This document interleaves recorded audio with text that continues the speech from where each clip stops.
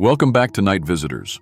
Tonight, we're heading to Alaska, but this isn't about beautiful mountains or northern lights.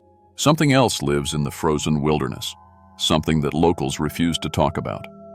We've got 7 most disturbing true Alaskan creepy legend horror stories, and I'm warning you right now, these will mess with your head. What happens when you accept a ride from someone whose reflection doesn't match their face? What's really waiting for you in that cheap cabin you booked online? And why do some hiking trails never let you leave? These stories come from regular people just trying to do their jobs or enjoy a trip, until they discovered that some legends in Alaska are very, very real. If you're new to Night Visitors, hit subscribe because we share the scary stories that keep people awake at night. Turn on notifications so you catch every upload. All right, lights off, volume up. Let's find out what's lurking in America's last frontier. Trust me, after tonight, you'll never look at Alaska the same way again.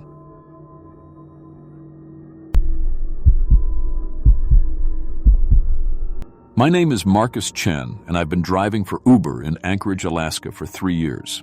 I started doing rides to pay for nursing school. The late shifts paid better, and I needed every dollar I could get. I'd done over 2,000 rides by October 2020. Drunk college kids, airport runs, hospital workers getting off night shifts. I thought I'd seen everything this city could throw at me. I grew up in Anchorage. My dad worked the oil rigs. My mom was a teacher. I knew every street, every shortcut, every place to avoid after dark. I had a perfect 4.9 star rating and never missed a pickup. Driving was easy money, and I was good at it. But what happened on October 23, 2020, made me understand that some rides aren't meant for the living, and some passengers aren't what they seem to be. That night started normal. Thursday, around 11 p.m., and I was wrapping up my shift. I had my Honda Civic detailed that afternoon, leather seats cleaned, dashboard wiped down, air fresheners hanging. My phone was charged, GPS working perfect, and I'd already made my daily goal of $180. I was parked outside the downtown Marriott when the ping came through, a ride request from way out in the Chugach Mountains. The pickup address was 45 minutes outside the city, past the last streetlight, up in the hills where the research facilities are. The passenger showed up as Dr. Sarah Mitchell with a 4.8 star rating. The destination was Anchorage Regional Hospital. It was a long ride, probably $85 after surge pricing. I needed the money, so I accepted. Before I left downtown, I stopped at the 24-hour coffee shop where a lot of the other drivers hang out. Tommy Koyuk was there. He's been driving longer than anyone, and his grandfather was from one of the native villages up north. "Where are you heading this late?" Tommy asked, seeing me check my phone. "Pick up way out at the old research place. Some doctors or needs a ride to the hospital." Tommy's face changed. He put down his coffee and looked at me serious. "Marcus, you know anything about skinwalkers?" I laughed. "Come on, Tommy, you trying to scare me with ghost stories?" "Not ghosts," he said. "Something worse. Things that wear human skin like clothes. They steal people's faces, their whole appearance. My grandfather told me stories about them moving into the cities now, using ride shares to hunt." "You're messing with me." "I'm not." Tommy grabbed my arm. "If something feels wrong, if the passenger doesn't move right, if their skin looks too tight, if they keep touching their face, you get out of there. These things, they peel off human skin and wear it. When it starts coming loose." I pulled away. "Tommy, I need this ride. It's good money." He shook his head. "Some money ain't worth earning." I left the coffee shop thinking Tommy was just trying to spook the new guy. But as I drove up into the mountains, his words kept playing in my head. The drive up to the research facility was darker than I expected. My headlights cut through the night, but the trees seemed to swallow the light.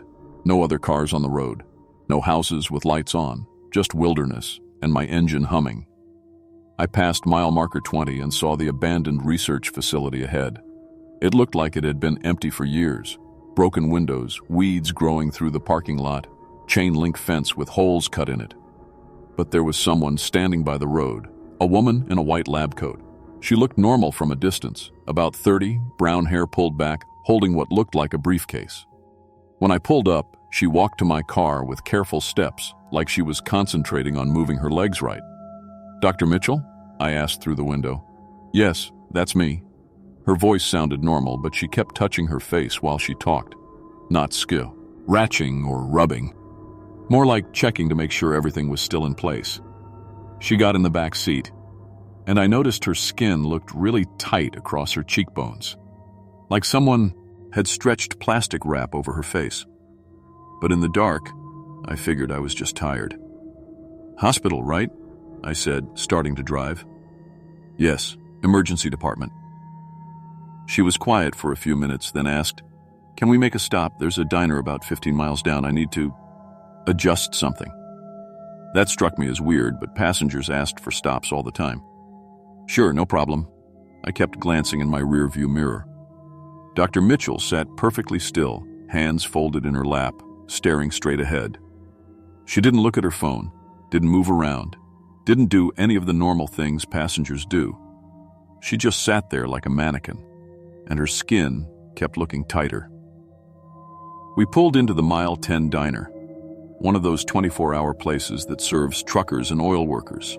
The parking lot was mostly empty, except for a few big rigs and a couple cars. Normal Thursday night crowd. "I'll just be a minute," Dr. Mitchell said, getting out.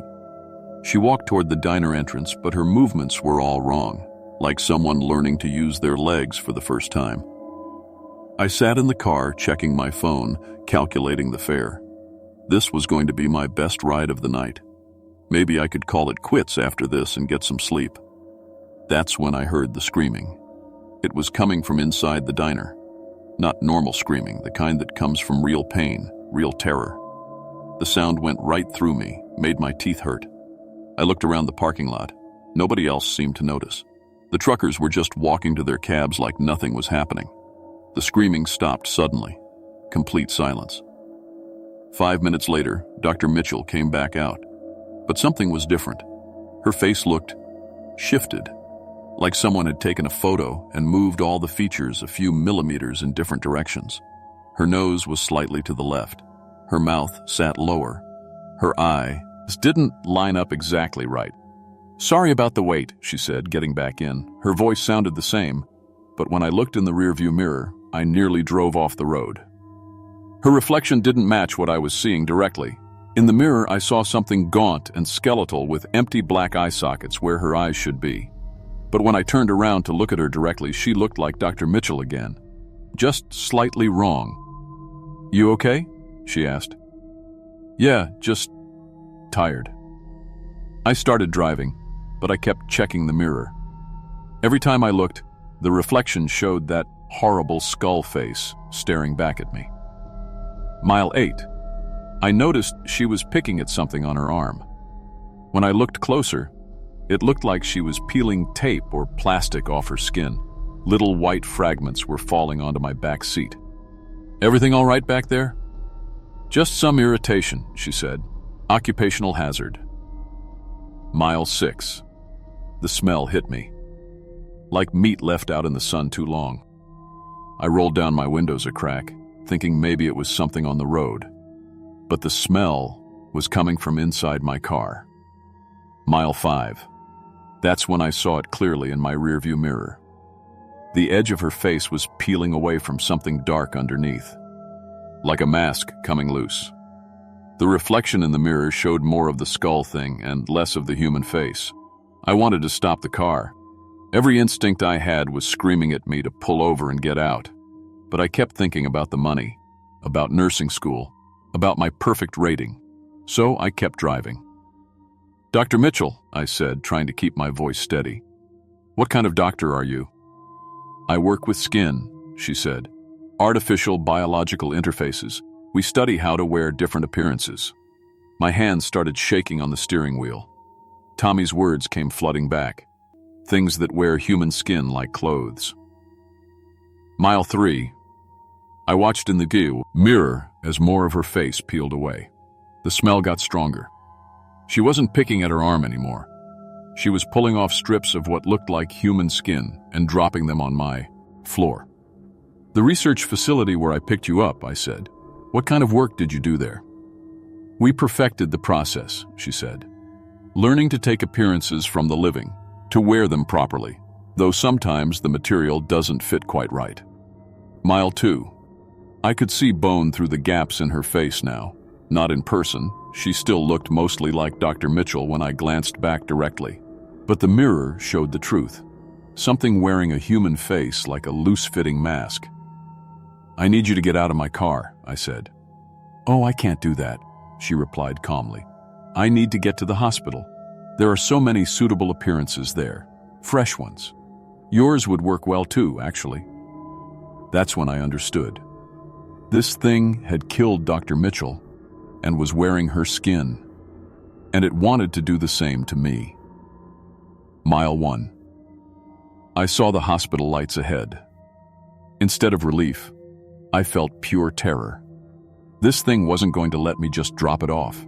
It was going to follow me, or worse. "You know," it said conversationally, "Dr. Mitchell fought quite a bit when we took her appearance, but the skin came off so cleanly. We've gotten much better at the harvesting process." I slammed on the brakes and jumped out of the car, leaving it running. "Help!" I screamed at the hospital security guards. "There's something in my car!" The hospital security guards ran over, 2 guys I recognized from previous rides. "Marcus, what's wrong?" "There's something in my back seat. It's wearing someone's skin." They looked in the car. Empty. "Marcus, there's nobody here," said the first guard. "She was just there. Dr. Sarah Mitchell. She got in at the research facility." The second guard was checking my car with his flashlight. "Jesus Christ," he said. "What is all this?" The floor of my back seat was covered in what looked like strips of human skin. Pale, thin pieces of flesh with hair still attached.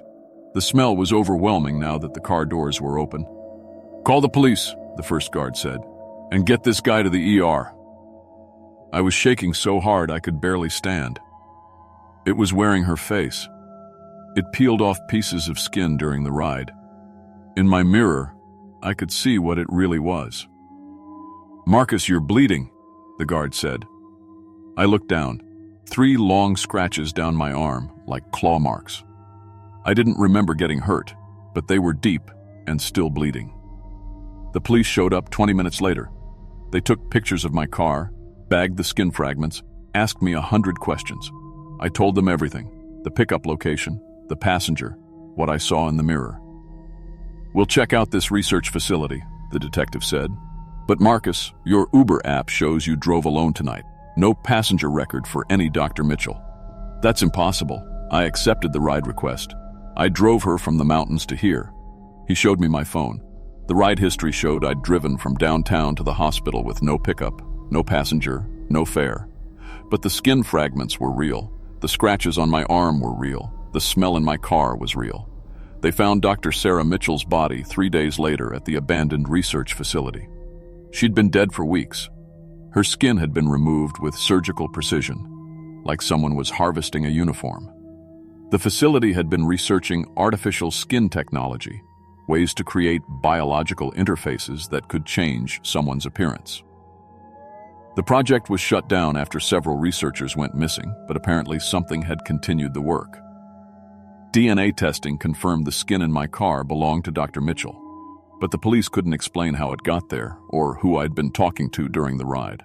I quit driving that night, sold my car the next day, and bought a plane ticket to California. I couldn't handle being in Alaska anymore. Couldn't handle the thought of getting another ride request from somewhere in those dark mountains. But even in California, sometimes my phone still pings. "Ride requests from Dr. Sarah Mitchell. The pickup location is always the same, that abandoned research facility up in the Chugach Mountains, even though they tore the building down in 2021. I don't accept those rides. I never finished nursing school either. How could I work in a hospital knowing that thing was still out there, still hunting for fresh appearances? I stock shelves at a grocery store now. It's boring work, but nobody tries to peel your skin off. Tommy Koyuk calls me sometimes. He says other drivers have reported similar passengers, people whose reflections don't match their faces, whose skin comes loose during rides. The skinwalkers are spreading, using ride-sharing apps to find victims across Alaska. If you're ever driving late at night and get a pickup request from somewhere remote, somewhere abandoned, Look at your passenger in the mirror. Really look at them. Because sometimes what you see directly isn't what's really sitting in your back seat. And if their skin starts peeling, if you smell rotting meat, if they talk about needing fresh appearances, don't wait to find out what they want yours for.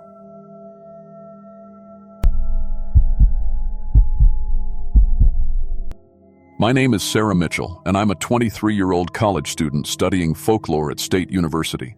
I've been researching local legends and ghost stories for 3 years now, working on my senior thesis about how small mountain communities preserve their supernatural beliefs. I've spent countless nights in libraries, interviewed dozens of elderly residents, and visited more supposedly haunted locations than I can count. I thought I understood the difference between stories and reality. But what happened during spring break last year in a remote mountain town changed everything I thought I knew about the darkness that hides in forgotten places. I've always been practical about money. College is expensive, and my part-time job at the campus bookstore barely covers my basic expenses. So when spring break rolled around and my friends were planning expensive trips to Florida, I decided to do something different. I found a cheap Airbnb listing for a cabin in Pine Ridge, a tiny mountain town I'd never heard of before. The rental was only $40 a night, which seemed too good to pass up. The photos showed a cozy log cabin with a stone fireplace and rustic furniture, perfect for a quiet week of thesis writing. The listing was managed by someone named David Chen, and his profile looked legitimate enough. 5-star rating, dozens of positive reviews, hosting for 2 years. The cabin was listed as secluded and peaceful, which was exactly what I needed. No distractions, no roommates, just me and my research. I booked it immediately and started planning my solo retreat. The drive to Pine Ridge took longer than expected. My GPS kept losing signal in the mountains, and I had to rely on the handwritten directions David had sent me. The roads got narrower and darker as I climbed higher into the wilderness. By the time I found the turnoff to Cabin Road, it was already past 9 p.m., and my headlights were the only light for miles. The cabin sat at the end of a winding dirt road surrounded by towering pine trees that blocked out most of the moonlight. It looked exactly like the photos, which was reassuring. I parked next to the front porch and grabbed my suitcase and laptop bag from the back seat. The key was supposed to be under a fake rock by the front door, and sure enough, I found it exactly where David said it would be. Inside, everything seemed normal at first. The kitchen was clean and well-stocked, with modern appliances and granite countertops. The living room had comfortable furniture arranged around a stone fireplace, and there were bookshelves filled with paperbacks and board games. Upstairs, the bedroom was cozy, with a queen-size bed and a small desk where I could work on my thesis. But as I was unpacking, I noticed something strange. There were no mirrors anywhere in the house. Not in the bathroom, not in the bedroom, not even a small one by the front door. I checked every room twice, thinking I must have missed them, but there really weren't any mirrors at all. It struck me as odd, but not alarming. Maybe David had removed them for safety reasons, or maybe the previous guests had broken them. I made myself some tea and settled in for the night. The silence was complete except for the wind through the trees and the occasional settling sounds of the old cabin. I felt good about my decision to come here alone. This was exactly the kind of peaceful environment I needed to finish my research. But around midnight, I heard footsteps on the roof. Heavy, deliberate footsteps, like someone walking back and forth above my bedroom. I lay in bed listening, trying to convince myself it was just branches falling or maybe a raccoon. But the sounds were too rhythmic, too purposeful. They went on for about 20 minutes, then stopped completely. The next morning, I found muddy boot prints on the front porch. They definitely weren't there when I'd arrived the night before, and they were much larger than my feet. Size 12 or 13, I guessed, and they made a complete circle around the entire cabin. Someone had walked around my temporary home while I was sleeping inside. My hands shook as I took photos of the prints with my phone. I tried calling David, the Airbnb host, but the number went straight to voicemail every time. When I opened the Airbnb app to send him a message, something impossible happened.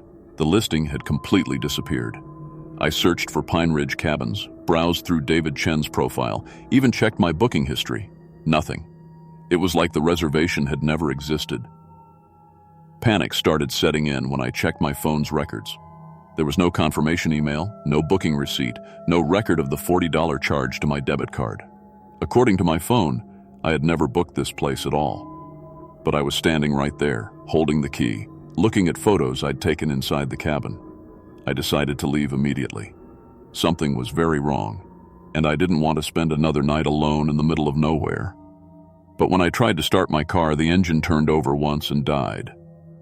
I popped the hood and saw that someone had cut my brake lines. All 4 tires had been slashed with what looked like a hunting knife. Fighting back tears, I grabbed my backpack with some water and snacks and started walking down the dirt road toward the main highway. But after an hour of hiking, I realized I was completely lost. The road I remembered driving on wasn't there anymore. My GPS showed my location as a blank gray area with no roads, no landmarks, nothing. The compass app on my phone spun wildly, unable to find magnetic north. Finally, I found an old gas station with 2 pumps and a faded sign that read, "Pete's Stop Go." The elderly attendant looked up from his newspaper when I walked in, and his face went pale when I described where I was staying. "You need to leave this area right now," he whispered, glancing around nervously. "Don't go back there tonight. Drive straight out of town, and don't stop until you reach the interstate." "What are you talking about?" I asked. "What's wrong with the cabin?" But he just shook his head and wouldn't say another word. He offered to call a tow truck for my car, but when he picked up the phone, there was no dial tone. The landline was dead. I had no choice but to walk back to the cabin. My luggage was there, along with my laptop and wallet. I couldn't just abandon everything and disappear into the mountains. As the sun set, I made my way back through the trees, following the dirt road by the light of my phone's flashlight. When the cabin came into view, every window was glowing with warm yellow light. I stopped at the edge of the clearing, my heart pounding. I hadn't left any lights on, I was sure of it. Through the kitchen window, I could see a tall figure in dark clothes moving around inside. It was using my food, cooking dinner with the groceries I'd brought. The person was wearing my favorite sweater, the red wool one I'd left on the bed, along with my jeans. I crept closer, hiding behind a tree, and watched in horror as the figure ate my food and drank from my coffee mug. It moved through the cabin like it owned the place, completely comfortable and familiar with the layout. After dinner, it walked upstairs to the bedroom, and I heard my own music playing from my laptop. Around midnight, the figure came back outside. In the moonlight, I could see that it was wearing my face like a mask. It looked exactly like me with my brown hair and green eyes, but something was wrong with the eyes. They were completely black, like pools of oil. The fake me started walking in slow circles around the cabin, just like the boot prints I'd found that morning. It walked the same pattern over and over, and its head turned toward the windows, watching and waiting. I ran deeper into the woods, branches tearing at my clothes and skin. I was completely panicked and lost, stumbling through the darkness until I found an old hunting shelter made of rotting wood and corrugated metal. I hid there until sunrise, crying and praying that this was all just a nightmare. When dawn broke, I crept back to the cabin. Through the upstairs window, I could see the figure sleeping in my bed, covered with my blanket. This was my chance. I snuck inside as quietly as possible, grabbed my car keys and purse from the kitchen counter, and headed for the door. But as I reached for the handle, I heard the bed upstairs creak, then footsteps on the wooden floor above me. "You can't leave," said a voice from the top of the stairs. It was my own voice, but different somehow, colder. "I'm you now. You're nobody." I looked up and saw myself standing there, perfect in every detail. Same height, same weight, same scar on my left hand from a childhood accident. But when it smiled, the expression was all wrong. I ran outside to my car, but when I caught my reflection in the driver's side window, I saw black eyes staring back at me. My hands looked pale and strange, with long black fingernails I'd never had before. But I didn't stop to think about it. I just ran. Somehow, the car started this time. I drove away as fast as I could on the flat tires, the rims scraping against the asphalt. I didn't care about the damage. I just needed to get away from that place. 50 miles down the mountain, I stopped at a diner to catch my breath and call for help. But when I looked in the restroom mirror, my face was completely normal. No black eyes, no strange features. My hands looked normal too. I was wearing the dark clothes the figure had been wearing, though I couldn't remember changing into them. The waitress kept looking at me strangely. "Are you feeling okay, honey?" she asked when I sat down. "You look like you've seen a ghost." I tried to call my parents, but when my mother answered the phone, she didn't recognize my voice. "I'm sorry, but Sarah isn't available right now," she said politely. "Can I take a message?" "Mom, it's me," I said. "It's Sarah, your daughter." "No, dear, I think you have the wrong number. Sarah is right here studying for her finals." She hung up, and I sat there staring at my phone. The thing at the cabin was already living my life, and everyone believed it was really me. I drove back to my college town, but when I tried to get into my apartment, my roommate Jessica wouldn't let me in. "I don't know who you are," she said through the chain lock, "but Sarah is upstairs in her room. Should I call the police?" Through the window, I could see myself sitting at my desk, working on what looked like my thesis. The fake Sarah looked up, saw me watching, and waved. She mouthed the words, "Thank you for the life," and smiled with my face. I tried to prove who I was, but I had no ID, no photos on my phone, no way to verify my identity. Every record of my existence now pointed to the thing that had stolen my face and was living my life. My bank accounts, my student records, my social media profiles.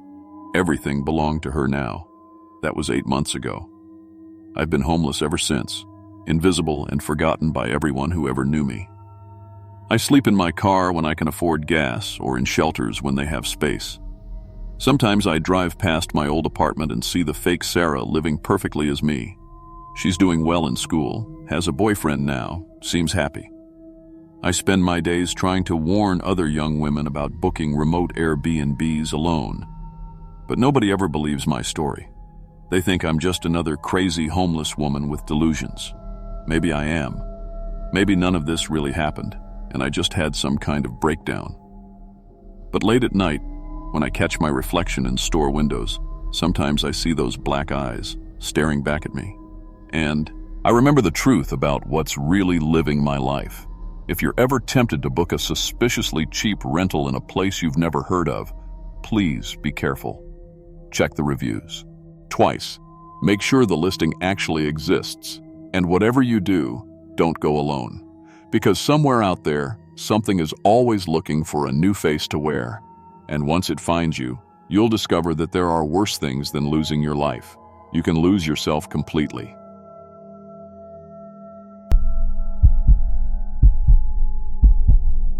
My name is Jake Martinez, and I'm a 19-year-old college student at State University.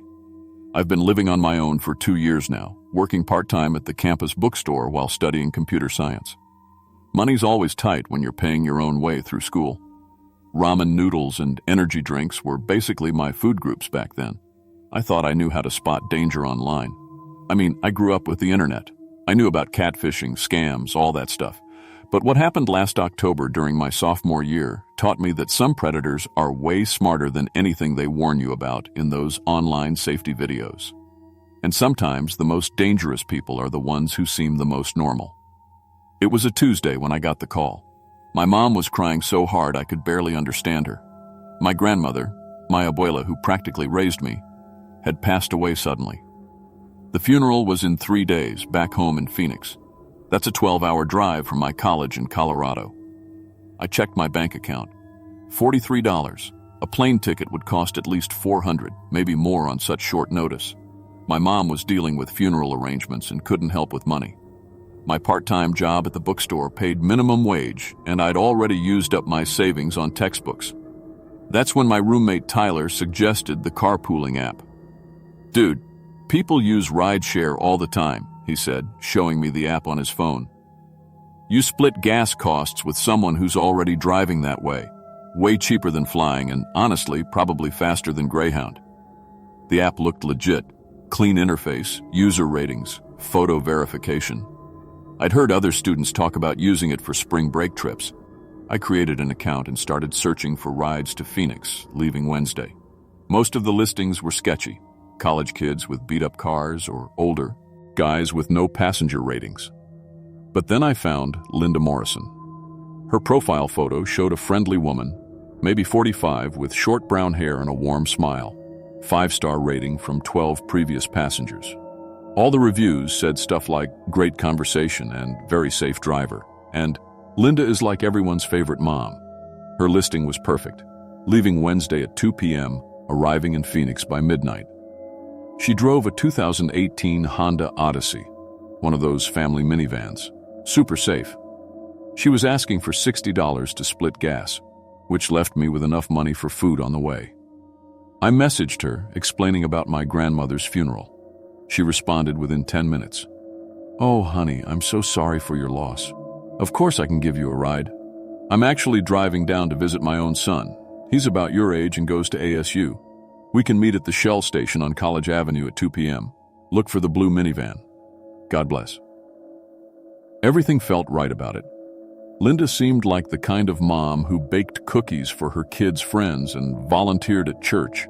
The kind of person who'd genuinely want to help a college kid get home for his grandmother's funeral. Wednesday came, and I packed light, just a backpack with clothes for the funeral and my laptop. I walked to the Shell station, and there was Linda's blue Odyssey, just like she'd described. She was inside paying for gas, so I waited by the van. When she came out, she looked exactly like her profile photo. Average height, a little overweight in that comfortable mom way, wearing jeans and a cardigan. She had this warm smile and immediately gave me a hug. "You must be Jake. I'm Linda. I'm so sorry about your grandmother, sweetie." She helped me put my backpack in the way back of the van. The inside was spotless, leather seats, one of those Pine air fresheners hanging from the mirror, and a GPS unit mounted on a dashboard. Everything screamed, responsible soccer mom. "I brought snacks," she said, pointing to a cooler in the middle row. "Granola bars, fruit cups, bottled water. Help yourself to anything. The drive's going to be long, but I've done it plenty of times visiting my son Marcus." As we pulled onto I-25 South, Linda was the perfect passenger companion. She asked about my major, my plans after college, what my grandmother was like. She shared stories about Marcus, who was studying business at ASU and apparently played intramural basketball. She had this motherly way of talking that reminded me of my own mom. The first couple hours flew by. Linda played soft rock on the radio, nothing too loud, nothing inappropriate. She offered me snacks every hour and made sure I was comfortable. When I dozed off somewhere around New Mexico, she even turned the music down lower. "Poor thing," she said when I woke up. "You must be exhausted dealing with everything." It was getting dark when I noticed we weren't on the interstate anymore. We were on some 2-lane highway winding through desert hills, no other cars in sight. "Hey Linda, are we still on the right route?" I asked, checking my phone. "No signal." "Oh yes, honey. This is a shortcut I always take. Avoids all that construction around Albuquerque. We'll save at least an hour this way." My phone showed no GPS signal either, just a gray screen where the map should be. "My phone's not working." "Cell towers are spotty out here in the desert. Don't worry, I've driven this route dozens of times.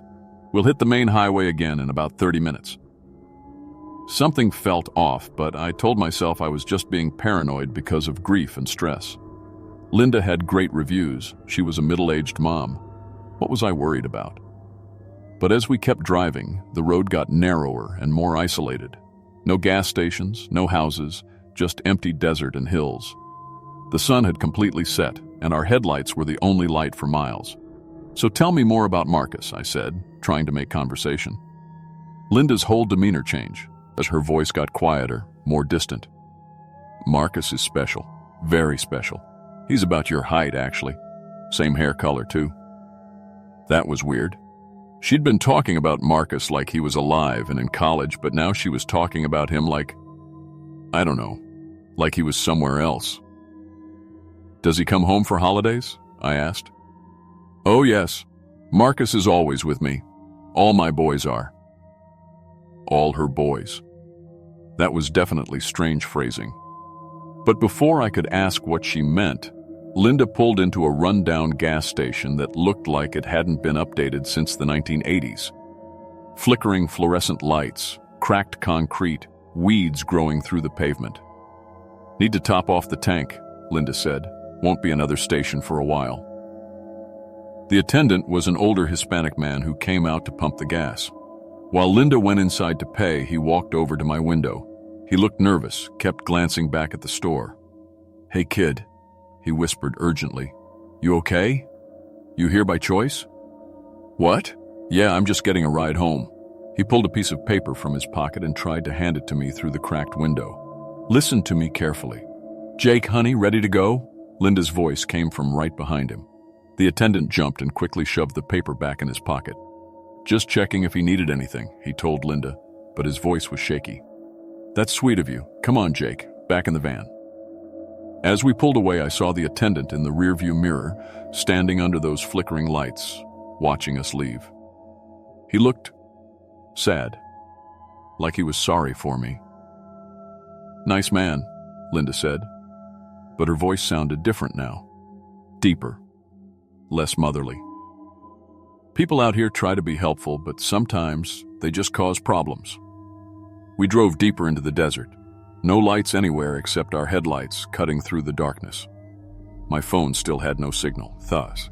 The GPS in the van wasn't even turned on anymore. "Linda, I'm getting a little worried about the route. Are you sure we're going the right way?" "Oh, sweetie, don't you worry. I know exactly where we're going." That's when she started talking about her collection. "You know, Jake, you remind me so much of my special boys. I've been taking care of boys like you for 20 years now. Boys who need a mother's love. Boys who are far from home and scared." My heart started pounding. "What do you mean, your collection?" "All my boys. Marcus was the first, back in 2003. Then there was David and Tommy and so many others. They all needed someone to take care of them. And now, they're all with me forever." The van slowed down and turned onto a dirt road I hadn't even seen coming. We bounced along a rutted track leading toward a dark building in the distance. "Linda, I think there's been a misunderstanding. I just need to get to Phoenix for my grandmother's funeral." "Oh, honey," she said. And when she turned to look at me, her smile was completely different. Cold, predatory. "There's no misunderstanding at all." We pulled up to an old farmhouse that looked abandoned. Broken windows, peeling paint, weeds everywhere. But Linda had keys. "Come on in, sweetie. Let me show you where you'll be staying." My hands were shaking as I unbuckled my seatbelt. "I think I'll just wait in the van." "No, no, no," Linda said, and suddenly there was a gun in her hand. Small, black, pointed right at me. "We're going to go inside, and you're going to see your new home." The farmhouse was even worse inside. Dust everywhere, broken furniture, the smell of decay. But the walls, God, the walls were covered with photographs. Dozens and dozens of photos of young men. All about my age, all with brown hair like mine. Each photo had a date written below it in neat handwriting. March 15th, 2003. Marcus, August 22nd, 2004. David, December 3rd, 2005. Tommy. The dates went on and on right up to last month. "This is my collection," Linda said proudly. "All my special boys. Aren't they beautiful?" In the CEC corner of the room was a wooden chair with leather restraints attached to the arms and legs. Dark stains covered the floor around it. A professional camera on a tripod was set up facing the chair. "Linda, please. I don't know what this is about, but I just want to go home." "Oh, sweetie, this is your home now. You're going to be part of my family forever, just like all the others." She pulled out a syringe from her purse. "This will just make you sleepy. Don't fight it." I had maybe 3 seconds before she reached me.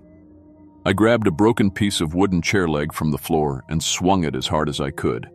It caught her in the shoulder, and she dropped the syringe and gun. I ran for the front door, but it was locked from the outside somehow. The windows were boarded up, but there was one in the kitchen that had broken glass, and I punched through it, cutting my hands as I climbed out. I ran into the desert darkness, hearing Linda screaming behind me. "Jake! Jake, honey, come back! Don't make this harder than it has to be!" Her van's headlights came on and started sweeping across the desert, hunting for me. I dove behind some rocks and waited, trying to control my breathing. The headlights passed over me twice, but somehow didn't spot me. "I know you're out there, sweetie," Linda called out through a megaphone. "You can't survive in the desert alone. Come back to Mama, and I'll make it quick." I stayed hidden behind those rocks for what felt like hours. Eventually, the van lights went back to the farmhouse. I waited until I was sure, then started walking in what I hoped was the direction of the main road. It took me 6 hours to reach the highway. My feet were torn up from walking in sneakers across desert rocks, and I was dehydrated and bleeding from the broken window. But I finally saw truck headlights. The trucker who picked me up was a saint. Big guy named Carlos, who immediately gave me water and called 911 on his CB radio. "Jesus, kid, what happened to you?" I tried to explain, but it sounded insane even to me. Carpooling app, fake mom, farmhouse, full of photos. Carlos just nodded and kept driving toward the nearest police station. The cops found the farmhouse exactly where I described it. Linda was gone, but everything else was there. The photos, the chair, the camera equipment. And when they dug up the backyard, they found them. All of Linda's special boys. 23 bodies buried in neat rows. It took them 6 months to catch Linda Morrison. Turns out that wasn't even her real name.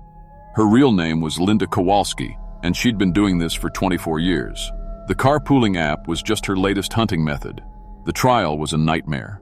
Linda's defense team tried to claim she was mentally ill, that she genuinely believed these young men were her sons and she was protecting them. But the evidence was overwhelming. The photos, the restraints, the systematic way she'd been doing this for decades. Families came from all over the country to identify their missing sons in those photographs.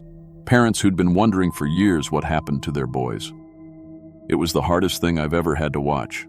Linda got life in prison without parole. During the sentencing, she looked right at me and smiled that same motherly smile she'd used in the van. "I'll see you soon, sweetie," she mouthed. I testified at the trial, of course. Told them everything about the van ride, the farmhouse, how she'd been using the app to find victims. The prosecutor said my testimony was crucial in getting the conviction. But you know what still haunts me? It wasn't just Linda. The carpooling app had been getting complaints about her for 3 years. Other passengers who'd been made uncomfortable, who'd reported strange detours and inappropriate comments. The company had the complaints in their files, but they never suspended her account because she hadn't technically broken any rules. I transferred colleges after that. Couldn't handle staying in Colorado. Couldn't handle people recognizing me as that kid from the Linda Morrison case. I don't use rideshare apps anymore. I don't trust carpooling websites. Hell, I barely trust getting in cars with people I've known for years. My friends think I'm paranoid now. Maybe I am. But every time someone suggests splitting gas costs with a stranger or using some app to catch a ride with someone they've never met, I think about Linda's photo wall. 23 young men who just needed a cheap way to get somewhere important. They all trusted a smiling woman with good reviews who seemed like everyone's favorite mom. I got lucky. I had 3 seconds to grab that piece of wood and fight back. Most of Linda's other special boys never got that chance. So here's my advice. That ride might seem perfect. The driver might have 5-star reviews, and you might really need to save money. But remember, the most dangerous predators are the ones who've learned exactly how to seem trustworthy. Sometimes the person offering to help you is the last person who should.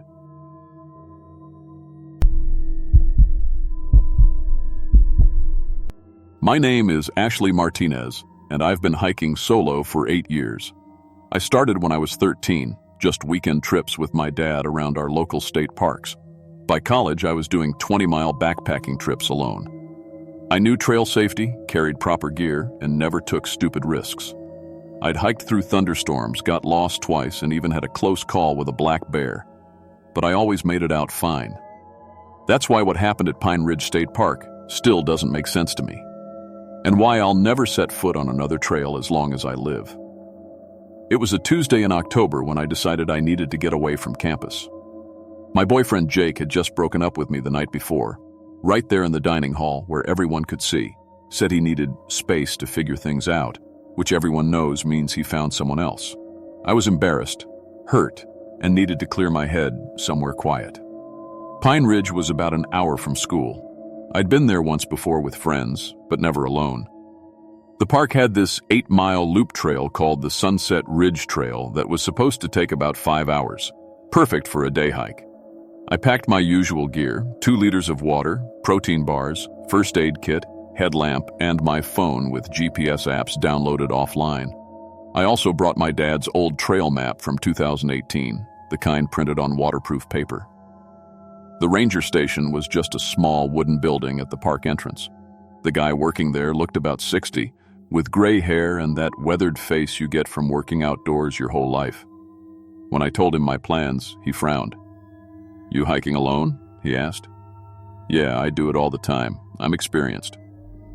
"Well, be careful out there. We've had 4 hikers get lost on the trail system in the past month.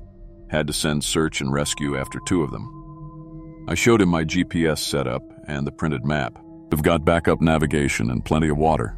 What's been happening?" He shrugged. "Trail markers going missing mostly. Sometimes they take the wrong fork and end up on the old mining roads. Just stick to the main trail and you'll be fine." I signed in at the trail register. Ashley Martinez, party of 1, expected return 4 p.m. The ranger handed me a paper permit with a number on it. "Keep this with you. If you're not back by dark, we'll come looking." The trailhead was busy for a Tuesday. I saw at least 6 other cars in the parking lot, which made me feel better about hiking alone. The trail started off easy, winding through oak and maple trees just starting to turn colors. The first mile was mostly flat with these nice wooden bridges over the creek. For the first 2 hours, everything was exactly what I needed. The trail was well marked with blue blazes painted on trees every 50 feet or so. My GPS showed I was making good time, and the route matched my printed map perfectly. The only sounds were birds, the creek, and my boots on the dirt path. Around mile 3, I reached the scenic overlook the map promised. It was this huge granite outcrop with views of the whole valley below. Perfect spot for lunch and some selfies to post later. I spread out my jacket and ate a peanut butter sandwich while scrolling through my phone. I still had 2 bars of signal up there. I took probably 20 photos. The view, me smiling, me looking thoughtful, staring at the horizon. The kind of stuff you post when you want your ex to know you're doing just fine without him. I was feeling good, confident, like I'd made the right choice coming out here. After lunch, I packed up and continued on the loop. The trail was supposed to curve around the ridge and then head back toward the parking lot. According to my map, I was halfway done. That's when I noticed the trail markers looked different, rent. They were still blue blazes, but older and more faded than the bright ones I'd been following all morning. Some were barely visible, like they'd been there for years. But my GPS still showed I was on the right path, so I kept going. The terrain started feeling wrong too. My map showed this section should be mostly downhill, but I felt like I was climbing more than descending. The trail was also narrower now, more overgrown, with branches scratching at my arms. Then I saw the dead tree. It was this huge oak that must have been struck by lightning years ago. The trunk was split right down the middle, and one half had fallen across a small clearing, very distinctive. I remembered thinking it would make a good landmark if I needed to backtrack. 30 minutes later, I saw the same tree again. I stopped and checked my GPS. It showed I'd traveled almost a mile southeast, but here was the same dead tree. I looked at my compass. I'd been walking northeast, not southeast. Something was definitely wrong with my phone. I tried to convince myself I'd just seen a similar tree. Lightning strikes aren't that uncommon, right? But when I walked past it and found the same fallen log, the same arrangement of smaller trees around the clearing, I knew it was the exact same spot. 20 minutes after that, I was looking at it again. This time I took photos of the tree and the clearing, checking the timestamp on each one.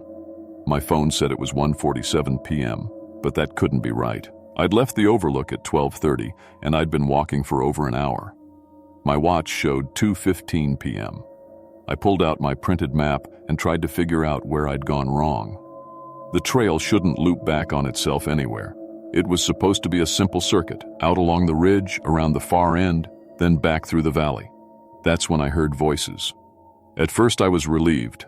Other hikers meant I could ask for directions, maybe figure out where I'd gotten confused.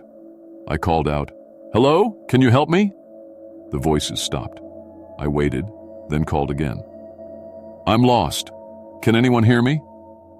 This time I heard someone answer, but it was weird. The voice seemed to come from above me, like someone was up in the trees, and it sounded like me. "Help! I'm lost!" came echoing through the forest in my own voice. The hair on my arm stood up. I called out again, and again my own voice echoed back from different directions. Sometimes from the trees above, sometimes from deeper in the forest. Always my words, always my voice, but delayed by several seconds like a strange echo. I started walking faster, trying to get away from the voices, but they followed me. I could hear other people too. Men's voices, women's voices, even what sounded like kids calling for help. All of them sounding lost, all of them scared. But I never saw anyone. I tried to backtrack to the scenic overlook where I'd had lunch, thinking I could restart from there. But after walking for an hour in what should have been the right direction, I couldn't find it. I couldn't find anything that looked familiar except for that damn dead tree, which I kept passing over and over. My GPS was useless now. The screen showed my location jumping all over the map, sometimes in the middle of the trail, sometimes miles away in areas that were supposed to be solid rock. Sometimes it showed me in two places at once. By 3 p.m., I was officially panicking. The trail had split into 4 different paths, none of which appeared on any of my maps. They all looked equally used, equally real. I tried the one that seemed to head downhill, thinking it might lead toward the parking area.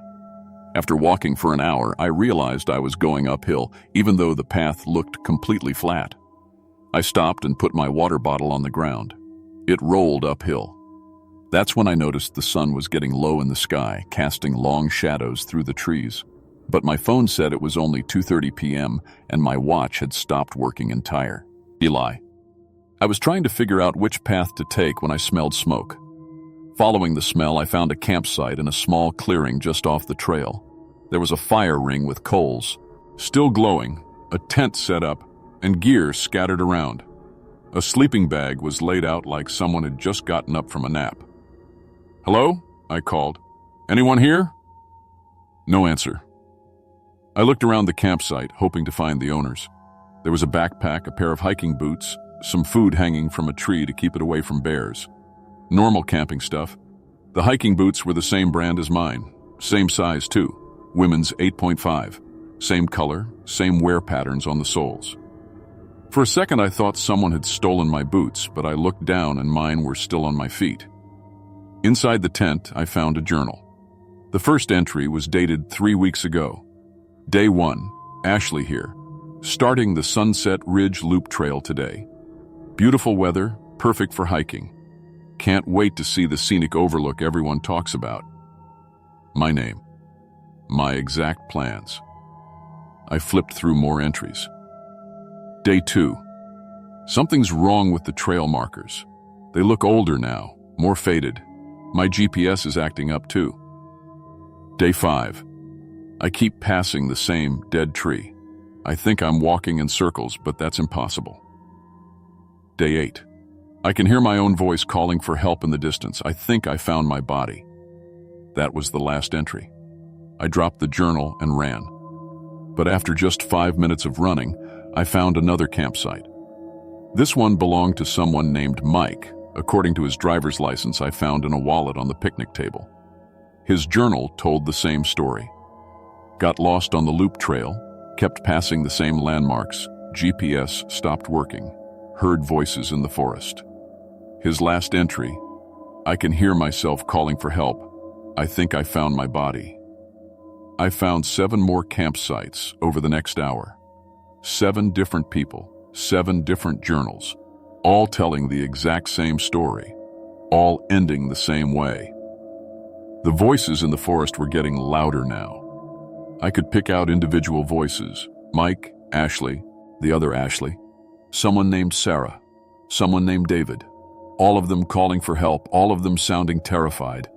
And then I heard it, my own voice coming from deeper in the forest. "Help me, please, someone help me." It was definitely my voice, but I wasn't saying anything. I was just standing there listening to myself scream for help from somewhere I'd never been.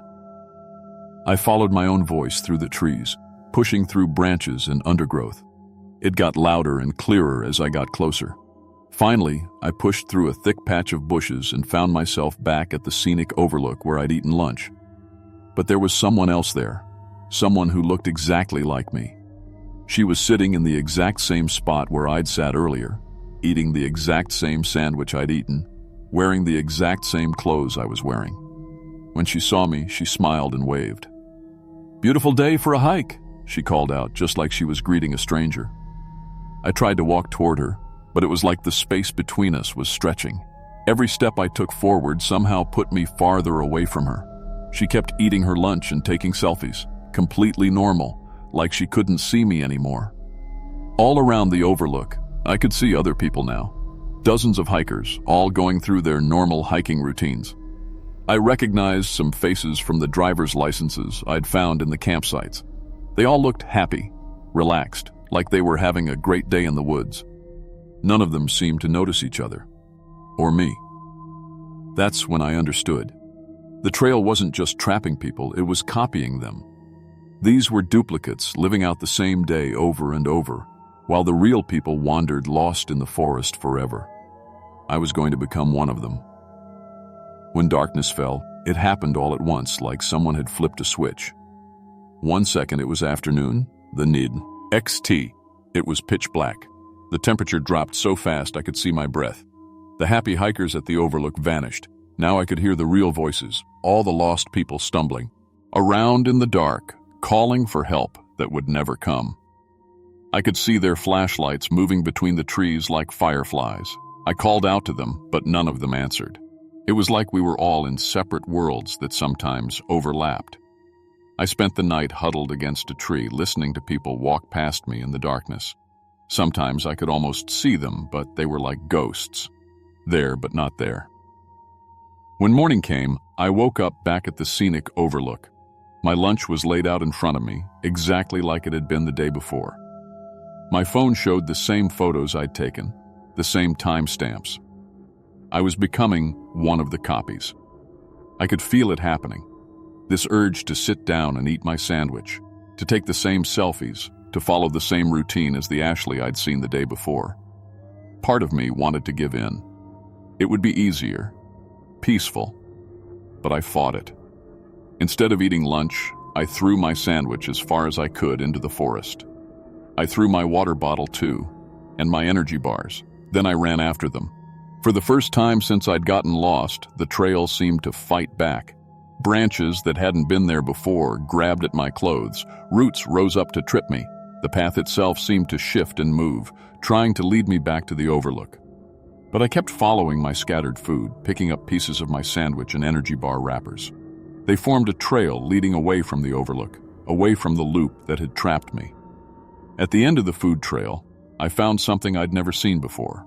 A trail marker that wasn't faded and old like the others. It was new, bright yellow instead of blue, and it pointed to a path I was sure hadn't been there before. The marker read, "Emergency exit, lost hikers." I followed this new path, and everything felt different. The trees looked normal, the ground felt solid, and my compass started working again. After 20 minutes of walking, I could hear something I'd almost forgotten. The sound of cars. The trail ended at the parking lot. My car was exactly where I'd left it, covered in 2 days' worth of dew and leaves. I got in and drove away without looking back. But in my rearview mirror, I could see them. Dozens of hikers still wandering around the forest edge, looking lost and confused. Some of them waved at my car as I drove past. I never reported what happened. Who would believe me? Instead, I just never went hiking alone again. But sometimes when I'm driving past any state park, I see them in the woods. Lost hikers wandering just inside the tree line, still looking for a way out of whatever trail trapped them. I always keep driving. The scary thing is, I know one of them has my face. She's probably still up at that scenic overlook, eating the same lunch, taking the same selfies, living the same perfect day over and over again. Sometimes I wonder if she's happier than I am. If you're planning a solo hike, Please tell someone where you're going and when you expect to be back. Stick to marked trails, carry backup navigation, and trust your instincts if something feels wrong. The mountains don't care how experienced you think you are. And if you ever find yourself passing the same landmark 3 times, turn around and go home. Whatever's keeping you there isn't trying to help.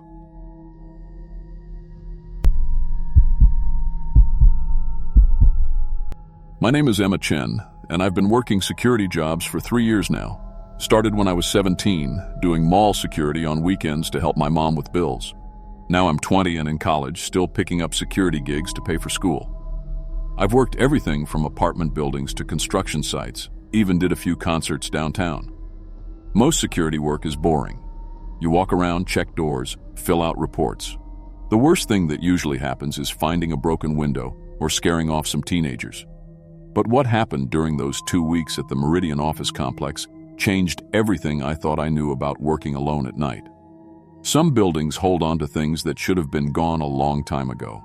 The job posting was perfect. Too perfect, really. $22 an hour to sit in an empty office building from 10 p.m. to 6 a.m. 5 nights a week.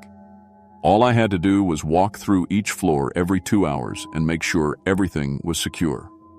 The building used to house a big telemarketing company called Premier Sales Solutions, but they went out of business 6 months earlier. The whole place was empty, waiting for new tenants. I met with the property manager, Mr. Rodriguez, on a Tuesday afternoon. He seemed nervous, kept checking his watch and rushing through the paperwork. The building was 15 floors of empty cubicles, break rooms, and conference areas. Each floor had the same layout: elevator in the center, stairs at both ends, rows and rows of workstations with cheap divider walls between them. The furniture was still there, computers were gone, but everything else remained exactly like people just stopped showing up one day. "Pretty simple job," Mr. Rodriguez said, handing me a key card and a chunky security radio. "Just walk each floor, check the doors, make sure nobody's broken in. The cleaning crew comes during the day, so nights should be completely quiet." He showed me the security desk on the first floor, a metal desk with 3 monitors showing feeds from cameras on every floor.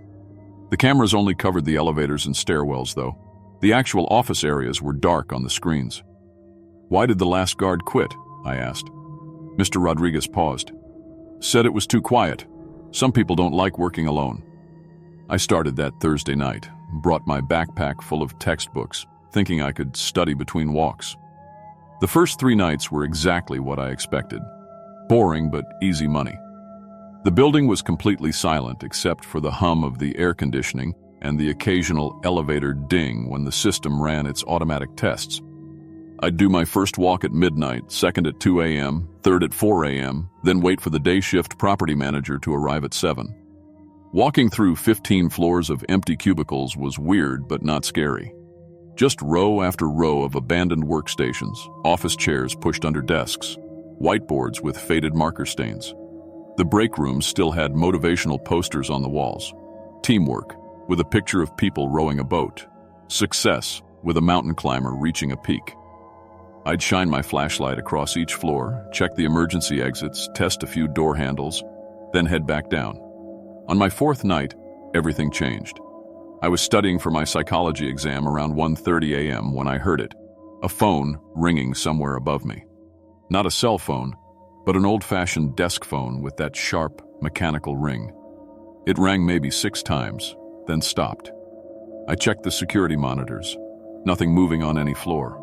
All the stairwell and elevator cameras showed empty hallways. But the sound had definitely come from upstairs, probably the 3rd floor. I grabbed my flashlight and keycard and took the elevator up. The 3rd floor was exactly like every other floor. Rows of empty cubicles, dark computer monitors, unplugged desk phones sitting silent on every desk. I walked through each section, checking everywhere, every single bit. Phone was unplugged from the wall. Even if the building still had phone service, nothing was connected. Must have been something outside, I told myself.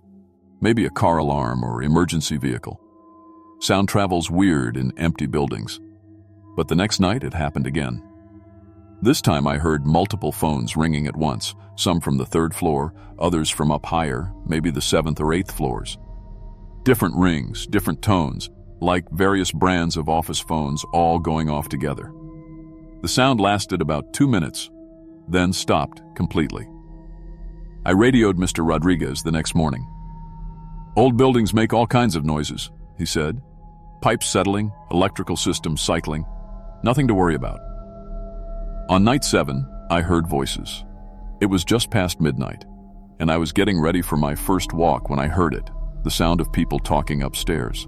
Not just 1 or 2 people, but dozens of conversations happening at once. It sounded like a busy office during the day, people discussing work, phones ringing, keyboards clicking, the normal background noise of a call center. I sat frozen at my desk, listening. The voices were clear enough that I could almost make out words, but not quite. Someone was talking about numbers, someone else was laughing, another voice sounded frustrated.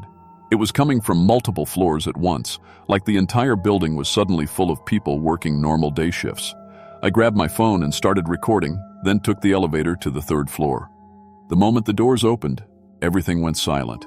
Completely, perfectly quiet. Just empty cubicles and my flashlight beam moving across abandoned desks. I checked my phone recording. Nothing but silence and my own footsteps. The voices started again on night 8, louder and clearer. I could make out actual conversations now, someone complaining about their sales numbers, another person talking about a deadline, someone else making what sounded like a personal phone call about picking up kids from school. The conversation sounded normal, boring, exactly what you'd expect from office workers. But when I played back my recordings, there was nothing, just silence. I started researching Premier Sales Solutions online. What I found made my stomach turn. The company had a terrible reputation. Employees worked 12-hour shifts with almost no breaks, constant pressure to make sales quotas, people getting fired for not hitting their numbers. The reviews on job sites were brutal. "Worst job of my life. They treat you like a machine. Management doesn't care if you collapse." Then I found the news article. 8 months ago, a 34-year-old employee named Marcus Webb died of a heart attack at his desk on the 9th floor. He'd been working a double shift, trying to make his monthly quota. Coworkers said he'd been complaining about chest pains for hours. But his supervisor told him he couldn't leave until he made 10 more sales. By the time someone called 911, it was too late. The company went out of business 2 months later, after Marcus's family filed a wrongful death lawsuit. On night 10, I heard my name. I was sitting at the security desk around 1 a.m. when the voices started again upstairs. Same busy office sounds, same overlapping conversations. But this time, a voice called out clearly.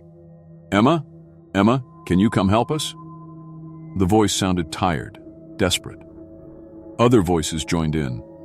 "We need help finishing our work. Please, Emma. We can't leave until we make our numbers." I tried to leave, walked straight to the main entrance, swiped my key card, pushed the door. Nothing. The red light stayed on, and the door wouldn't budge. I tried every exit on the 1st floor. Side doors, emergency exits, even the loading dock, all locked from the inside, like someone had engaged some kind of building lockdown. The elevator wasn't responding either.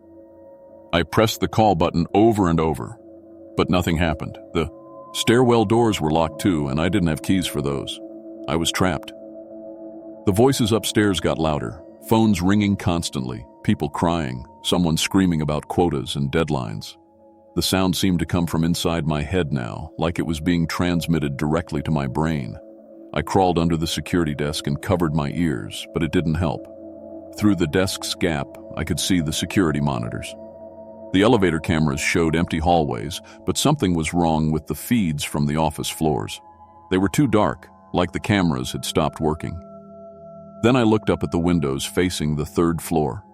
People were sitting in the cubicles. Dozens of them, maybe hundreds, all hunched over their desks, typing frantically. They were pale and thin, wearing outdated clothes, suits and blouses that looked like they were from years ago. Their movements were weird, robotic, like they were all programmed to type at the exact same speed. One of them turned around and looked down at me through the window. His face was gaunt and exhausted, eyes completely hollow like someone had scooped them out. His mouth moved silently. "Help us. We can't leave until we make our numbers." More faces turned toward me, dozens of dead-eyed people trapped in their cubicles, all looking down at where I was hiding. They stood up in perfect unison and started walking toward the stairwells. I could hear them coming, footsteps on multiple floors, all moving toward the first floor at the same time. Slow, shuffling footsteps like people who were too tired to lift their feet properly. I ran to the bathroom and locked the door, but I could hear them gathering outside. Soft knocking at first, then harder, more frantic.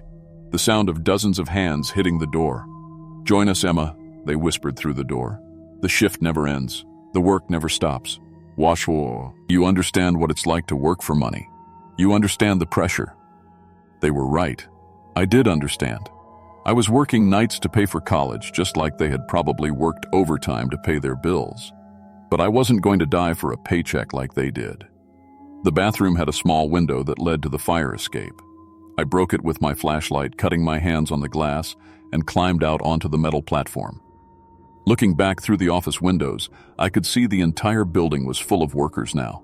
Every floor, every cubicle, hundreds of people typing and answering phones and staring at computer screens with those same hollow, exhausted eyes. I climbed down the fire escape as fast as I could. When I reached the ground and looked back up, the building was completely dark again. No people in the windows, no lights, just an empty office building in the middle of the night. My keycard wouldn't work at the parking garage. My phone showed 17 missed calls from numbers that didn't exist, all local numbers, but when I tried calling them back, I got disconnected messages. I drove straight home and sent an email to Mr. Rodriguez saying I quit, effective immediately. I never went back to collect my final paycheck. A week later, I drove past the building during my lunch break. There was a security guard sitting at my old desk, visible through the first floor windows. Even from the street, I could see something was wrong with him. He was pale and thin, staring straight ahead with the same hollow expression I'd seen on all those faces upstairs. I tried to call the security company to warn them, but they said no such position existed. According to their records, the Meridian office complex had been empty for years, with no security service at all. When I asked about Mr. Rodriguez, they said no one by that name worked for them. Sometimes I drive by that building when I'm in the area. There's always someone working the security desk, different people, but they all have that same dead look in their eyes. All of them pale and thin, like they haven't eaten or slept in months. I think the building traps everyone who works there alone at night, adds them to the endless shift, the work that never stops. All those people who died from the stress and pressure of that terrible job, they're still there, still trying to make their numbers, still hoping they can go home if they just work a little harder. I'm a different kind of security guard now. I only work jobs with other people around, never alone, and never in empty buildings. Because I learned that some places hold on to their workers forever, and they're always looking for someone new to join the team. If you ever see a job posting for overnight security at an empty office building, especially one that pays way too well for how easy it sounds, don't take it. The last person who worked there might still be sitting at that desk, and they're waiting for someone to take the next shift.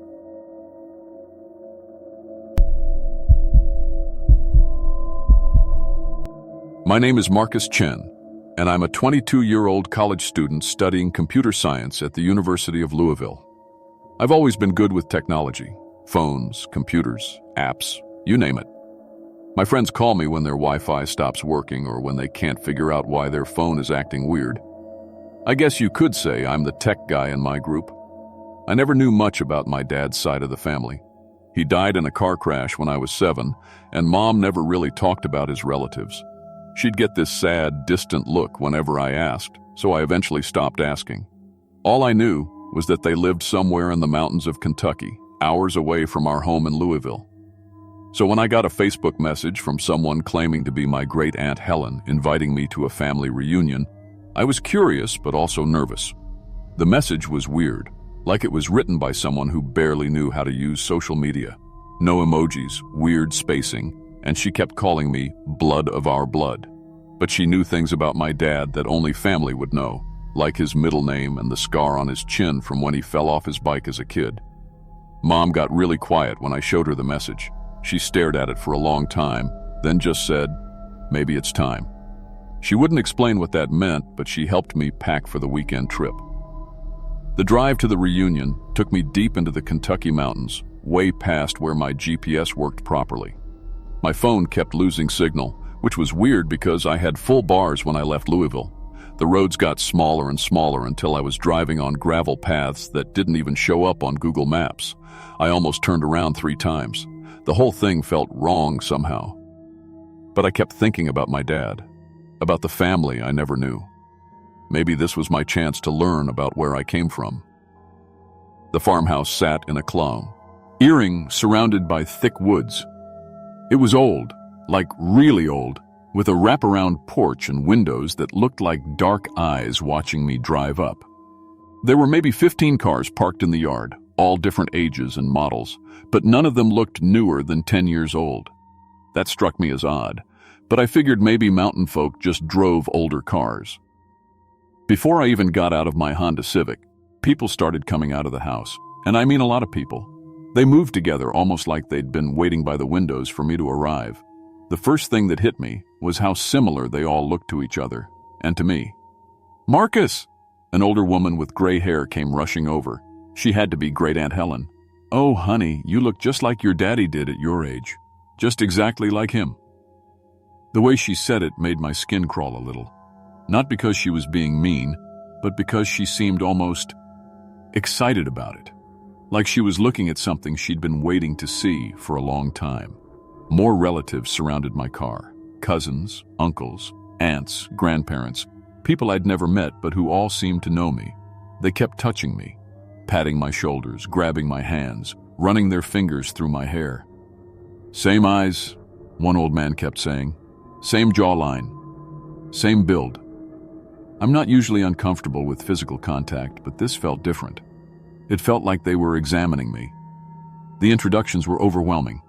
There was Uncle Robert, who looked like he could be my dad's twin brother. Cousin Sarah, who had my same nose and chin. Little Lucy, maybe 8 years old, who had my exact eye color. This weird green-brown that I'd never seen on anyone else before. But Lucy seemed scared. While all the other relatives were loud and huggy, she hung back. When I tried to talk to her, she just stared at me with these wide, frightened eyes. The farmhouse was huge inside, with rooms that seemed to go on forever. The walls were covered with family photos, dozens and dozens of them, going back what looked like decades. What was weird was how similar everyone looked across all the different time periods. I mean, families can have strong genes, but this was something else. It was like looking at the same 20 people photographed over and over again across 50 years. Dinner was served on long tables set up in what used to be the living room. The food looked normal enough. Fried chicken, mashed potatoes, green beans. But it tasted wrong. The chicken was tough and had this metallic flavor like it had been sitting in a freezer for way too long. The vegetables were bitter, almost sour. I pushed most of it around on my plate and tried to be polite. Great Aunt Helen stood up to make a toast. She held up a glass of something that looked like wine but smelled like medicine. "To family," she said, and her voice carried across the room in a way that made everyone go completely silent. "To keeping the bloodline strong, to continuing our traditions, just like our ancestors did." Everyone drank except me and Lucy. I pretended to sip mine, but it burned my tongue and tasted like those bitter vegetables. Lucy just stared at her glass like it was poison. Right after dinner, around 7 o'clock, all the kids got sent to bed, even the teenagers who looked old enough to stay up. They didn't argue or complain, they just filed upstairs like robots. Lucy looked back at me once before disappearing up the stairs, and I swear she was trying to tell me something with her eyes. The adults gathered in the living room, and their whole mood changed. The friendly, welcoming energy from before was gone. Now they were talking in low, excited whispers, huddled in groups. Whenever I got close enough to hear what they were saying, they'd stop talking and look at me with these strange smiles. I tried to join different conversations, but it was like they were speaking in code. They'd say things like, "The time is getting close, see, and he's perfect for it," and just like the others. When I asked what they meant, they'd laugh and change the subject. That's when I started really looking at those family photos on the walls, and I realized something that made my blood run cold. The faces weren't just similar. They were identical. A man in a photo from what looked like the 1970s was standing next to someone who could have been his twin in a photo from the 1990s. A woman holding a baby in 1985 looked exactly like someone else holding a different baby in 2010. But the thing that really freaked me out was seeing Uncle Robert in a photo that was labeled Robert Chen, 1995. My dad's name was Robert Chen, and the man in the photo looked exactly like the Uncle Robert I'd met earlier today. Not similar, exactly the same. I found Great Aunt Helen and asked her about it. "Strong genes," she said with that weird smile. "Our family has very strong genes. Sometimes children look exactly like their parents. Sometimes they look exactly like their grandparents. But this looks like the same person," I said. Her smile got wider. "Does it? How interesting." That night they put me in a basement bedroom that smelled like mold and old wood. The ceiling was low and there was only one tiny window near the ceiling. The door was heavy wood with an old-fashioned lock. I heard the click of a key turning after Great Aunt Helen said goodnight. I tried the door handle, locked from the outside. My phone had no signal down there, which wasn't surprising given how deep we were in the mountains. But even my emergency GPS wasn't working, which was weird. Those things are supposed to work anywhere. I could hear footsteps and voices upstairs all night long. Conversations, moving furniture, doors opening and closing. Around 3 a.m. I heard kids crying. Not just one kid, several of them, all crying together like they were scared or hurt. I pounded on the door and yelled up the stairs asking if everything was okay. The crying stopped immediately, but no one answered me. From the tiny basement window I could see part of the backyard. Around dawn, I watched Uncle Robert and 2 other men digging a hole near the tree line. They were burying something, a bundle wrapped in what looked like old sheets. When they were done, they stomped the dirt flat and scattered leaves over it. The next morning, I asked about the crying I'd heard. Everyone just looked at me like I was crazy. "Kids sleep through the night here," Great Aunt Helen said. "Country air makes them tired." But Lucy looked scared again. At breakfast, she wouldn't eat anything. She just pushed her eggs around on her plate while the adults talked about how excited they were to have me as part of the family now. When I tried to sit next to Lucy, she whispered, "They're going to make you stay forever, just like they made me stay." "What do you mean?" I whispered back. She looked around to make sure no one was watching, then pulled something out of her pocket. It was an old newspaper clipping, yellowed and torn. The headline read, "Local Girl Disappears," and there was a photo underneath. The photo showed a girl who looked exactly like Lucy. Same face, same hair, same age. But the date on the newspaper was from 1987. This Lucy should be in her 40s now. My hands started shaking as I read the article. Lucy Martinez, age 8, disappeared from her home in Tennessee while visiting relatives, last seen getting into a car with unknown family members. The investigation went nowhere. I looked at the Lucy sitting next to me. "How old are you?" I whispered. "8, she said. "I've always been 8. That afternoon, while everyone was outside, I snuck back into the house and started looking through those family albums more carefully. What I found made me sick to my stomach. The same faces appeared over and over across decades, not just similar faces, the exact same people. A woman named Margaret appeared in photos from 1962, 1978, 1999, 4, and 2015 looking exactly the same age in all of them. A man called Thomas was in pictures from 1969, 1987, 2003, and 2020, never aging a day. And there were missing person reports hidden between the photo albums, dozens of them, dating back to the 1950s. Young people, mostly in their early 20s, who had disappeared while visiting distant relatives.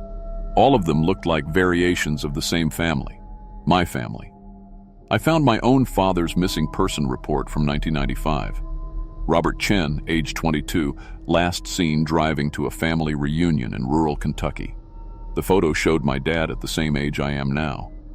Case went cold after 6 months, but my dad didn't go missing. He lived until I was 7.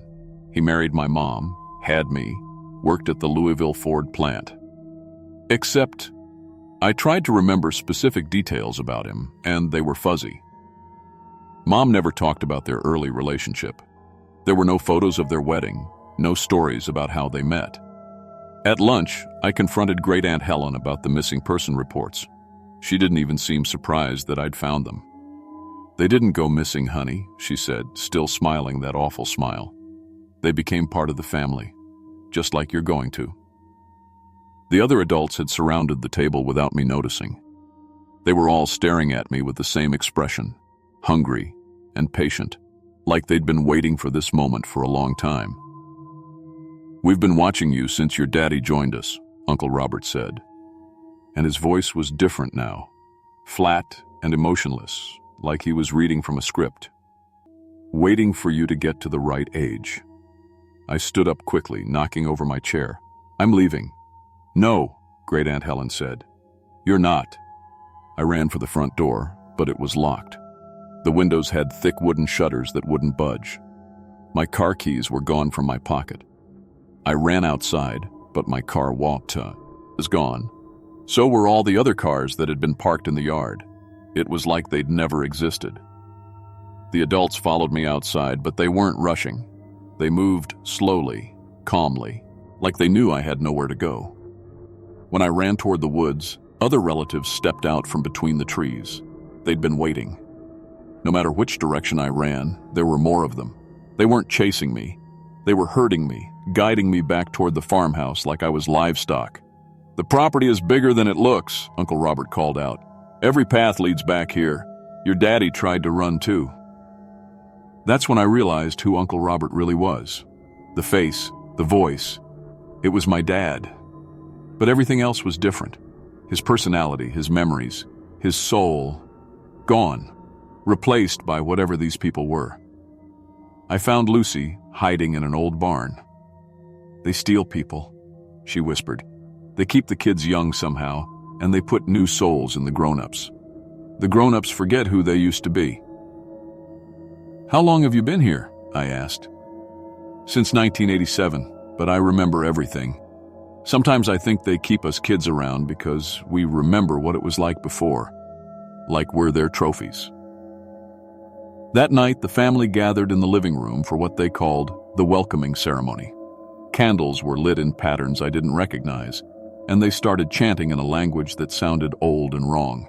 They tried to make me drink something from a clay bowl, the same bitter liquid from the wine at dinner. "It'll make the transition easier," Great Aunt Helen promised. "Your daddy took it willingly once he understood." I pretended to drink it, holding it in my mouth until I could spit it out. Then I pretended to get dizzy and confused like the drug was working. While they were getting ready for whatever came next in their ritual, I broke a basement window and climbed out. The glass cut my arms, but I didn't care. I ran into the woods, following what I hoped was a path that led away from the farm. I ran for hours in the dark, branches tearing at my clothes and face. Every shadow looked like a relative waiting to grab me. But I kept running until I saw headlights on what had to be a real road. A truck driver picked me up and took me to the nearest police station in a town called Pine Ridge. I was covered in blood and babbling about my kidnapped family, so they took me seriously.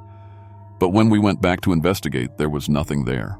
No farmhouse, no barn, no cars. Just an empty clearing in the woods with some old foundation stones. The local sheriff said there hadn't been a house on that property for 30 years. The missing person reports I'd seen, no record of them in any database. The newspaper clipping about Lucy? When we tried to verify it, there was no record of any Lucy Martinez going missing in 1987. But I know what I saw. I know what happened to me, and to my dad, and to all those other people whose faces I saw in those photo albums. I'm back in college now, but I'm different. I don't trust family connections on social media anymore. I don't visit relatives I haven't met before. And I keep my phone charged and my car fueled because I know that somewhere out there that family is still looking for me. They're probably looking for the next young person who shares their bloodline, someone they can add to their collection. If you ever get a strange message from relatives you've never met, inviting you to a family reunion in a place you've never been, don't go. No matter how curious you are about your family history, it's not worth the risk. Because some families don't just want you to visit. They want you to stay forever.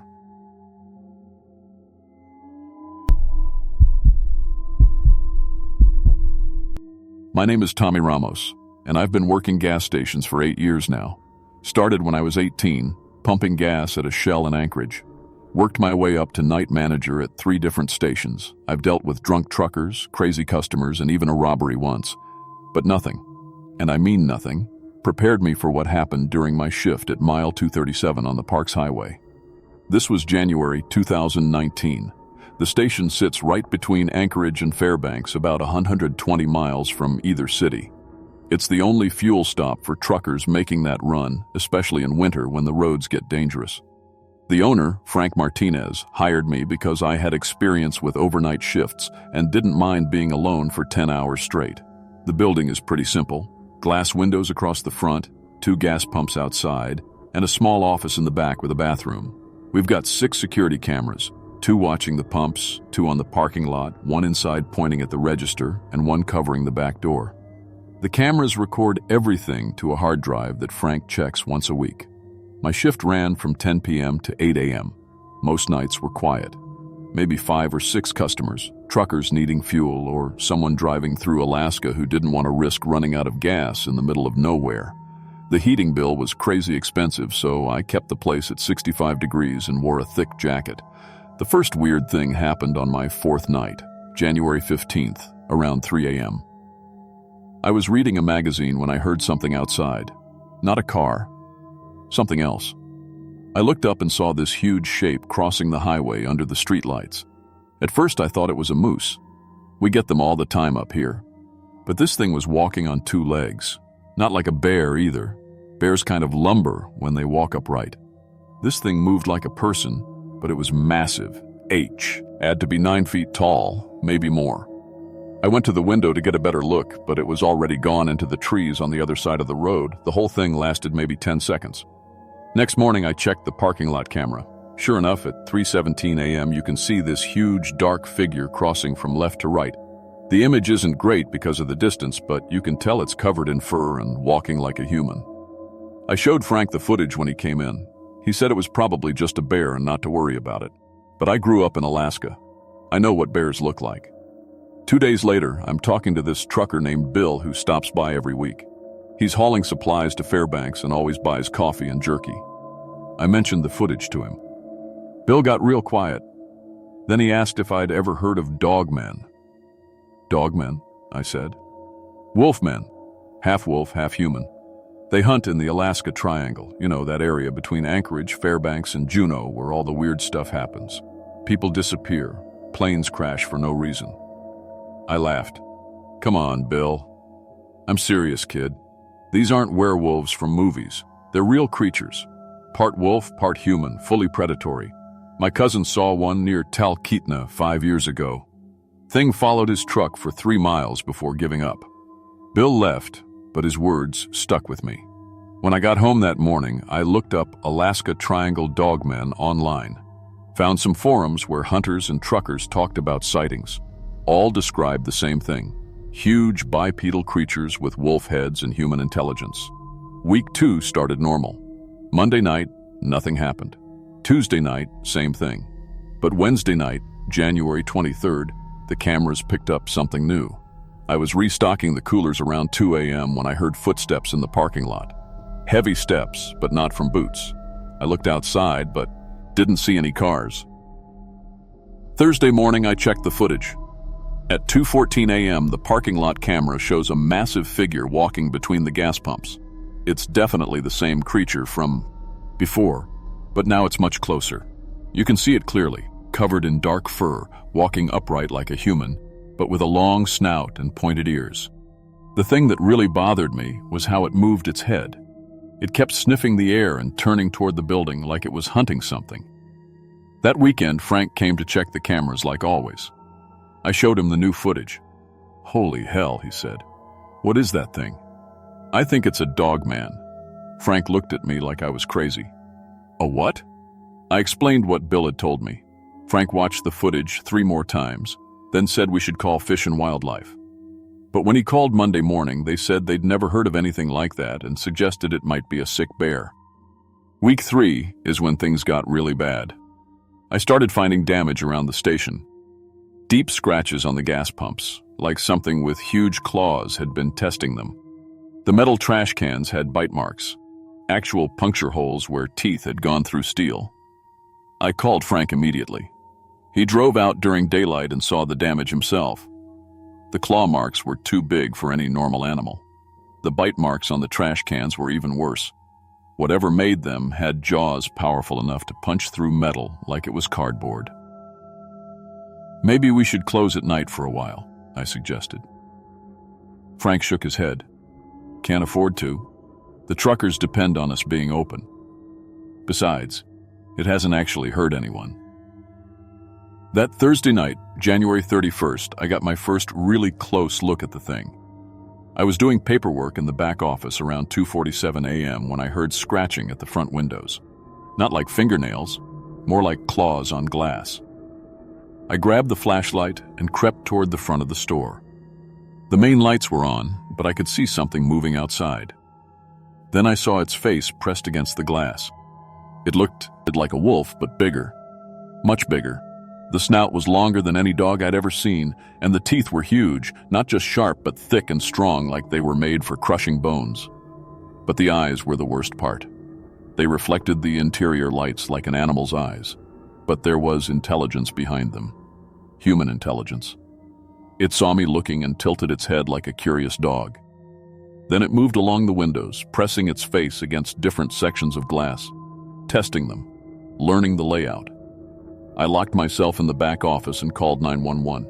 The dispatcher said they'd send a trooper, but it would take at least an hour to get someone out there. I stayed in the office until my replacement showed up at 8 a.m. The trooper arrived around 9 and took pictures of the nose prints on the windows. They were huge, bigger than any dog or wolf, but there were no footprints outside because the ground was frozen solid. Week 4 was when the creature started acting more like a human. Every night, it would show up around 2 a.m. The security cameras caught it walking around the gas pumps, but now it was doing something different. It would grab the fuel nozzles with its claws and pull them out, like it was trying to figure out how they worked. It never actually pumped gas, just tested the equipment. Learning. One night, I watched on the security monitor as it pushed buttons on the pump display. The numbers would change and the creature would tilt its head, studying the screen. It was trying to understand human technology. Frank decided to install motion sensor lights around the pumps. Maybe bright lights will scare it away, he said. The lights went on Friday night. Saturday night, the creature showed up as usual, but instead of being scared, it seemed curious about the lights. The camera shows it walking directly under them, looking up at the bulbs. Then T reached up and unscrewed one of the light bulbs with its claws. Just like a human would, but with these massive wolf hands. Week 5 was when I realized this thing had been watching me work. I showed up for my shift Sunday night, February 10th, and unlocked the front door like always. The lights were already on inside, which was weird because I always turn them off when I leave. I walked in and saw someone behind the counter, another gas station attendant wearing the same blue uniform shirt Frank makes us wear. The person was tall and thin, facing away from me, doing something at the register. "Hey," I called out. "Frank didn't tell me someone else was working tonight." The person didn't answer, didn't even turn around. I walked closer. "Excuse me?" That's when I saw the back of its head. It had human hair, but underneath I could see the shape of wolf ears. The hands working the register had long, dark claws instead of fingernails. My blood went ice cold. This thing had been watching me work for weeks. It knew my routine, knew what clothes I wore, knew how to operate the register. And now it was trying to replace me. I backed toward the door, but the creature must have heard me. It started to turn around and I caught a glimpse of its face. Still wolf-like, but wearing a gas station name tag that said Tommy. I ran to my car and gunned it out of the parking lot. In my rearview mirror, I saw the creature come outside and watch me leave. It was still wearing the uniform. I called Frank from home and told him everything. He didn't believe me until I reminded him about all the security footage we'd collected over the past month. "I'll check the cameras tomorrow," he promised. But when Frank reviewed the footage, all it showed was me working alone all night. The creature didn't show up on any of the interior cameras. Whatever this thing was, it knew how to avoid being recorded inside the building. The only evidence was the damage to my car. Deep scratches on the roof and hood, like something had jumped on it while I was driving away. I quit the next day, told Frank I was moving back to Anchorage and finding a different job. He tried to talk me out of it, saying he'd have trouble finding another night attendant, but I was done. Frank found a replacement pretty quickly, a guy named Marcus who said he didn't mind working alone and only wanted night shifts. I never met Marcus, but Frank said he was quiet and reliable. About a week later, I ran into Bill at a truck stop in Anchorage. He asked how the gas station job was going. I quit, I told him. That dog man you told me about? It was real. Bill's face went serious. What happened? I told him the whole story. When I finished, he was quiet for a long time. You did the right thing, he finally said. These things are territorial. Once they focus on someone, they don't give up easy. What about the new guy Frank hired? Bill shook his head. Probably won't last long. These creatures are smart. They learn patterns, figure out weaknesses. If this one's claimed that territory, it's not going anywhere. 2 weeks later, I heard from another trucker that something was off about the new attendant at mile 237. The guy never spoke to customers, moved with a strange kind of walk, and seemed to avoid being seen clearly. Real antisocial type, the trucker said, but he keeps the place running. In March, I saw a post on one of those Alaska forums. A trucker had been driving past mile 237 around 4 a.m. when his dash cam caught something strange.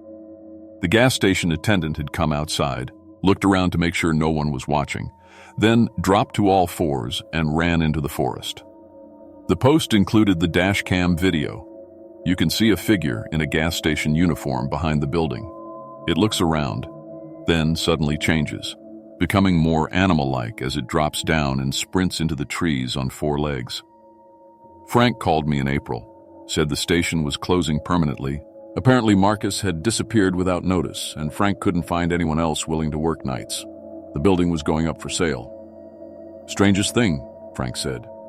After Marcus left, truckers kept reporting seeing lights on inside at night, but when troopers checked, the place was locked up tight with no one inside. I asked if he ever figured out what happened to Marcus. Nope. Never found his car, never got a forwarding address. It's like he just vanished.